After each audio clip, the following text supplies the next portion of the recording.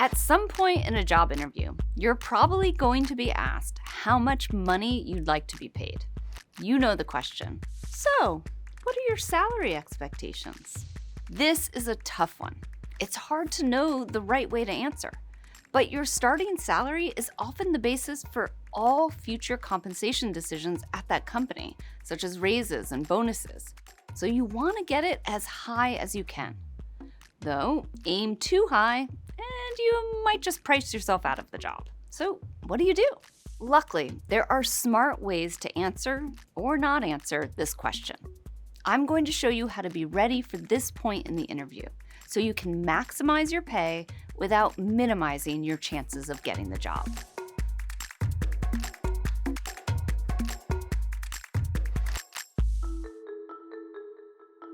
Why do they even ask this question? Let's start here, because knowing why hiring managers and recruiters ask this question can help you think about what you want to say in response. In spite of how it might feel, the question isn't designed to trick you into letting them underpay you if you come in low. As author and career development expert Vicki Oliver explains, every position is budgeted, and typically hiring managers or recruiters want to be sure they can afford you. It's in their best interest not to waste their time, or yours, going through multiple rounds of interviews and putting together an offer if they just can't meet your salary expectations. And from the candidate's perspective, answering the question can help ensure that the opportunity is a good fit for you. You want to know that there's mutual understanding about the salary and benefits being offered. It can also help establish a baseline for your negotiations later on in the hiring process. Okay, with that in mind, here are some ways to deal with the question. Strategy number 1, redirect the conversation. The first strategy is to basically avoid answering directly. There are lots of reasons why you may not want to answer. Maybe, for example, you suspect you've been underpaid in the past, and anchoring with your previous or current salary would work against you. Here's a useful tip. There's no law that says you have to give a number. On the contrary, there are many laws in many US states that make it illegal for employers to ask for a specific number when it comes to your pay history. In many places, they can't ask you, what was your previous salary? Make sure to research what the situation is where you are. It can be smart to protect your own interests by not giving a specific number until you have a job offer in hand. As career strategist John Lees says, the time to discuss salary is after they've fallen in love with you. Here are 2 ways to redirect the conversation without making it too awkward. First, turn the question around and ask about their budget. Finance expert Tori Dunlap's advice is to respond with something along the lines of, I actually don't understand the full scope of the role at this point to accurately price myself, but I would love to know the budgeted salary range. If the interviewer is forthcoming about their budget, they'll likely want to know whether that meets your expectations. It's okay to be vague at this point and say, that's helpful to know. If you were to offer me the job, is there room to negotiate? There's a second option. Move past the question and go back to your qualifications. You could say something like, I'm still trying to fully understand the role and what's involved. I'd love to continue talking about my qualifications and why I think I'm a fit for this position. Or you might say, that's not something I'm comfortable answering, but I'm happy to talk about my qualifications for this role. There's no doubt that these responses can feel like you're dodging the question, and that may be uncomfortable.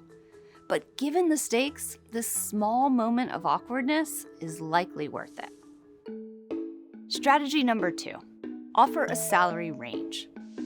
If you feel like you have enough information to answer the question, or perhaps your attempts to deflect haven't worked and they're pressing you for a response, consider giving a range instead of a single number.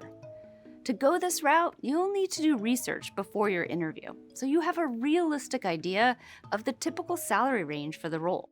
In some places, employers are required to include a salary range on the job posting, in which case you can compare your experience and qualifications with the job description to determine where in that range you might fit.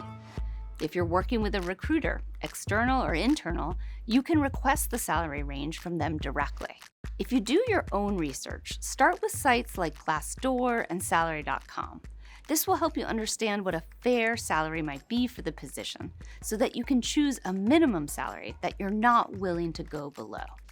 That number isn't something you need to share while interviewing, but it's good to have it in the back of your mind for when it is time to negotiate. Even with reputable sources, though, it can be hard to translate average salaries across geographies or to the specific role.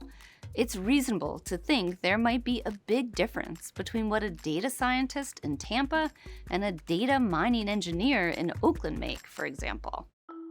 Another option is to ask people in your network, people with similar roles in your industry or who maybe even work at the company you're interviewing with. Of course, talking about money can be awkward, but tackling a cringy conversation will be worthwhile if it helps you know how to value yourself. Whatever you find in your research, be careful not to get fixated on a specific figure.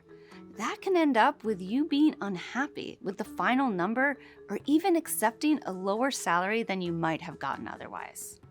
So, what kind of range should you give? That will depend on a bunch of factors, like how accurate you feel your research is, the industry you're interviewing in, etc. Typically, it spreads across tens of thousands of dollars, so say $80,000 to $120,000. Don't give too narrow a range, but it shouldn't be ridiculously big either.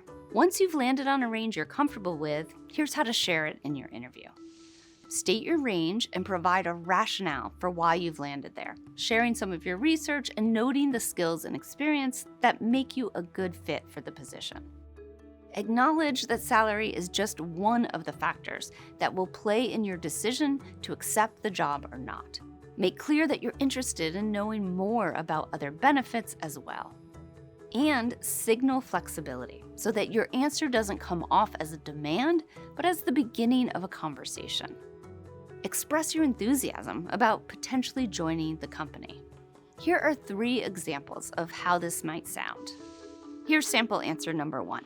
I'm looking for a competitive salary that reflects my qualifications and experience. Based on my research and the requirements of the role as I understand them, I would expect a salary in the range of $75,000 to $100,000.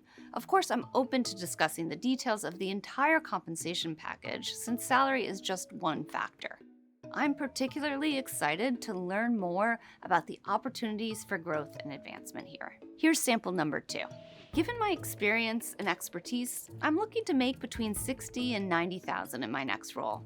I've done some research on similar roles and talked to people in comparable organizations, all of which helped me confirm that range. I know I'd be a valuable asset to your team and am open to learning more about your budget for the role and the other benefits that you offer employees. And here's sample number 3. I've been doing some research on similar roles, and my understanding is that for someone at my level with my background and experience, I can expect to make a salary in the range of $100,000 to $125,000.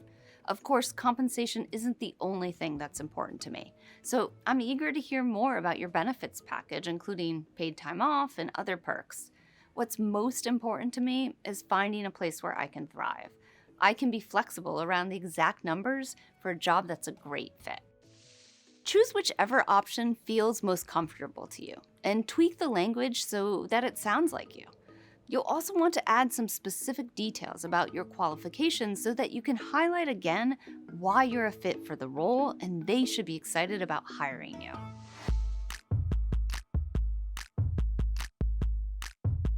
Whether and how you answer the question is up to you, of course. By following the guidelines I've shared, you'll be able to assess which approach feels most comfortable to you and is most likely to keep you in the running for the job. Importantly, you'll also have some tools to help make this potentially awkward part of the interview, well, less awkward. Good luck. You got this. Thanks for watching. You can read more about answering the salary question in my article linked in the description. And let us know in the comments what big topics you'd like us to guide you through, and we'll try to tackle those in a future video. Bye for now.